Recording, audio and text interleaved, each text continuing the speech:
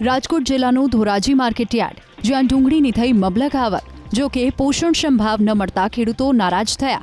પ્રતિમણ ડુંગળીના 200 રૂપિયા ભાવ મળી રહ્યા છે। સારી ડુંગળીના 500 રૂપિયા ભાવ મળે છે।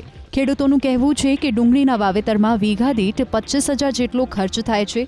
તેની સામે ઉત્પાદન તો ઓછું થયું, ભાવ પણ પૂરતા નથી મળી રહ્યા। ખેડૂતોના મતે ડુંગળીના 800 થી 1,000 રૂપિયા મળે તો જ તેમને પોસાય તેમ છે। પાછોતરા વરસાદના કારણે ડુંગળીનો પાક નિષ્ફળ ગયો। ખેડૂતોએ 2 વખત વાવેતર કર્યું, તેમ છતાં ભાવ ન મળતા ખેડૂતો મુશ્કેલીમાં મુકાયા। શરૂઆતમાં 1,000-1,100 રૂપિયા ભાવ હતા, અત્યારે કાંઈ છે નહીં। અત્યારે 500માં 400માં વેચાય છે, તો અમને આવા ભાવમાં કેમ પરવડે? ખર્ચ કેવડા વધી ગયા છે, 2 વખતના વાવેતર કર્યા છે।